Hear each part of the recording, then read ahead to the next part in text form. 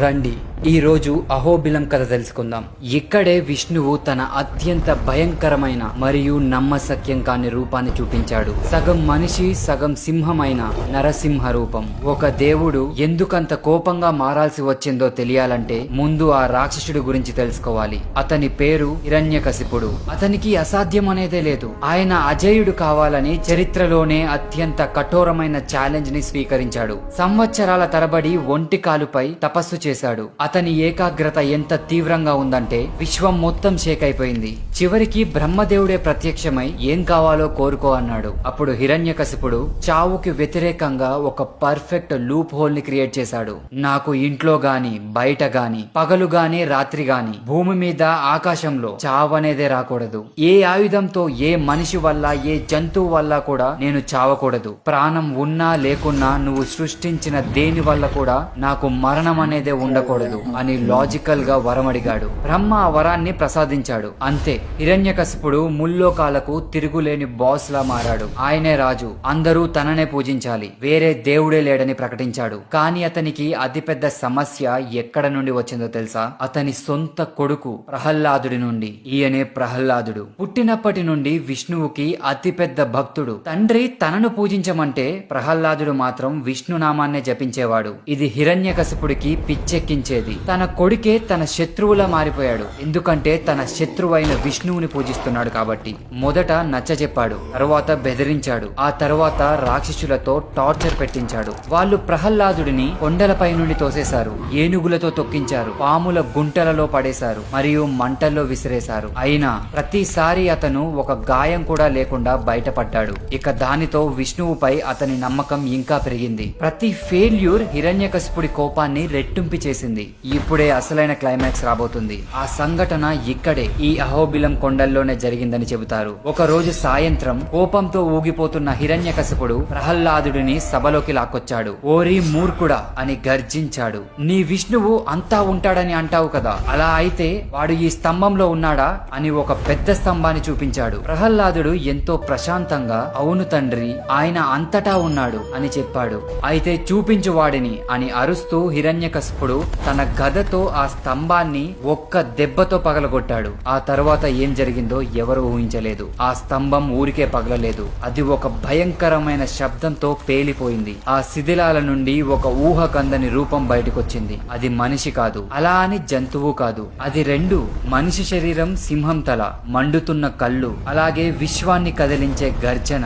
ఆయనే నరసింహుడు. హిరణ్యకశిపుడు భయంతో గడ్డకట్టుకుపోయాడు. నరసింహుడు బ్రహ్మవరం యొక్క ప్రతి రూల్ ని తెలివిగా బ్రేక్ చేశాడు. ఆయన మనిషి కాదు, జంతువు కాదు. సమయం సంధ్యా సమయం, అది పగలు కాదు, రాత్రి కాదు. ఆయన హిరణ్యకశిపుడిని రాజభవనపు గడప మీద లాక్కొచ్చాడు. అది లోపల కాదు, బయట కాదు. అతన్ని తన ఒడిలో పడుకోబెట్టాడు. అది భూమి కాదు, ఆకాశము కాదు. చివరిగా తన పదునైన గోళ్లతో రాక్షసుడిని చీల్చి చెండాడి అతని పాలనను అంతం చేశాడు. ఆ గోళ్లు ఆయుధాలు కావు. ఈ అద్భుతాన్ని చూసిన దేవతలంతా అహోబలం అని అరవడంతో ఈ ప్రదేశానికి ఆ పేరు వచ్చిందని చెబుతారు. అదే అహోబిలం. అహోబలం అంటే అద్భుతమైన బలమని, అహోబిలం అంటే అద్భుతమైన గుహ అని. రాక్షసుడు చనిపోయాడు, కానీ ఇక్కడ ఒక ట్విస్ట్ ఉంది. నరసింహుడి కోపం చల్లారలేదు. అది ఎంత పవర్ఫుల్ అంటే విశ్వం మొత్తాన్ని నాశనం చేసేలా ఉంది. ఆయన నల్లమల్ల అడవుల్లో తిరుగుతూ గర్జిస్తుంటే దేవతలందరూ భయపడిపోయారు. వాళ్ళ సమస్యకు దొరికిన పరిష్కారమే ఇప్పుడు కొత్త సమస్యగా మారింది.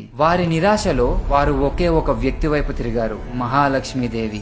అయితే ఆమె ఒక తెలివైన ప్లాన్ వేసింది. ఆ తల్లి చెంచులక్ష్మి అనే ఒక అందమైన గిరిజన యువతిగా మారింది. నరసింహుడు అడవిలో తిరుగుతుండగా ఆ అమ్మాయిని చూశాడు. ఆమె ప్రశాంతత ఆయన కోపాన్ని తగ్గించడం మొదలుపెట్టింది. ఆయన ఆమెను పెళ్లి చేసుకుంటానని అడిగాడు, కానీ ఆమె కొన్ని పరీక్షలు పెట్టింది. ఆమె ప్రేమతో ఆ భయంకరమైన ఉగ్ర నరసింహుడు శాంతి స్వరూపుడిగా మారిపోయాడు. మైండ్ బ్లోయింగ్ కదా. ఈ ప్రదేశం కేవలం ఒక దేవుడి కోపం గురించే కాదు, ఆ కోపం ఎలా ప్రేమగా మారిందో కూడా చెబుతుంది. ఈ క్రేజీ స్టోరీని మీరిక్కడ నిజంగా ఫీల్ అవ్వచ్చు. ఈ మొత్తం ప్రాంతం విష్ణువుకి అత్యంత పవిత్రమైన 108 ప్రదేశాల్లో ఒకటి. ఇక్కడ నరసింహుడి కోసం 9 ఆలయాలు ఉన్నాయి. వీటన్నిటిని కలిపి నవ నరసింహ క్షేత్రాలు అంటారు. ఈ 9 ఆలయాలను సందర్శించడమే ఇక్కడ ఒక అతిపెద్ద ఛాలెంజ్. ఇది మామూలు టెంపుల్ టూర్ కాదు. అహోబిలం 2 భాగాలుగా ఉంది. కింద అహోబిలం, పైన అహోబిలం. పైకి వెళ్లాలంటే 8 కిలోమీటర్ల అత్యంత కఠినమైన ట్రెక్కింగ్ చేయాలి. దారులు నిటారుగా రాళ్లతో నదులను దాటుకుంటూ ఉంటాయి. ఇది నిజంగా ఒక ఎక్స్ట్రీమ్ అడ్వెంచర్. ఒకవేళ మీరు అంత దూరం నడవలేకపోతే చింతించనవసరం లేదు. ఇక్కడ డోలీలు కూడా ఉంటాయి.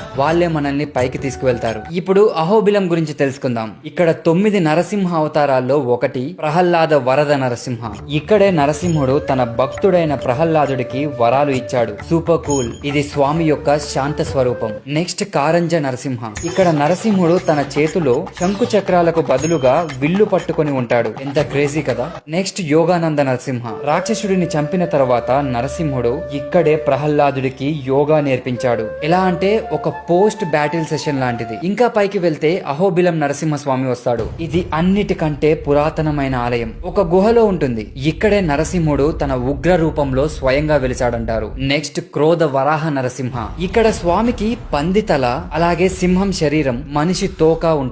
ఇది చాలా యూనిక్. ఇలాంటిది మీరు ఎక్కడా చూసి ఉండరు. మాలోల నరసింహ.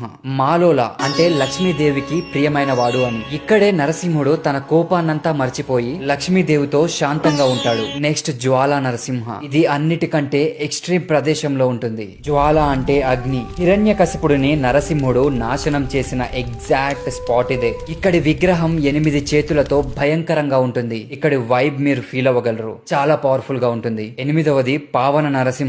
ఈ ఆలయం పైకి చేరుకోవడానికి అన్నిటికంటే చాలా కఠినమైన ప్లేస్ ఇదే. ఇక్కడికి వస్తే మన పాపాలన్నీ పోతాయని నమ్ముతారు. Next the Bhargava Narasimha. విష్ణువు యొక్క మరొక అవతారం ఇది. పరశురాముడు ఇక్కడే నరసింహుడి కోసం తపస్సు చేశారని చెప్తారు. ఇప్పుడు ఇవన్నీ పక్కన పెట్టి ఈ 2 ప్రదేశాలను చూస్తే మీ మైండ్ బ్లాక్ అవడం ఖాయం. మొదటిది రక్తకుండం. హిరణ్యకశిపుడిని చంపిన తరువాత నరసింహుడు తన రక్తపు గోళ్లను ఇక్కడే కడుక్కున్నాడని, అందుకే ఈ చెరువులోని నీళ్లు శాశ్వతంగా ఎర్రగా మారాయని నమ్ముతారు. అవును, ఇప్పటికీ అక్కడి నీళ్లు మట్టి ఎర్రగానే ఉంటాయి. అన్బిలీవబుల్ కదా. ఇక నెక్స్ట్ ఫైనల్ ఛాలెంజ్ వచ్చేసి ఉగ్ర స్తంభానికి ఎక్కడం. ఇది ఆలయం కాదు, ఒక స్పాట్ అన్నమాట. అంటే నరసింహుడు స్తంభాన్ని పగలగొట్టుకుని వచ్చారు కదా, ఆ ప్లేస్ ఇదే అని నమ్ముతారు. దాని అవశేషాలు ఇక్కడే ఉన్నాయని, అవే ఈ స్తంభం అని నమ్ముతారు. దారి చాలా డేంజరస్ గా నిటారుగా ఉంటుంది. అందరూ ఎక్కలేరు, కానీ మీరు అక్కడ నిలబడితే ఆ వైబ్రేషన్ అసలు మర్చిపోలేరు. ఎప్పటికీ ఫీల్ అవుతూనే ఉంటారు. అది ఒక దేవుడు గర్జించిన ప్రదేశం. అహోబిలానికి వెళ్ళడం అంటే ఒక ట్రిప్ కాదు, అది ఒక ఎపిక్ అడ్వెంచర్. ఇది ఒక చిన్న పిల్లవాడి నమ్మకం,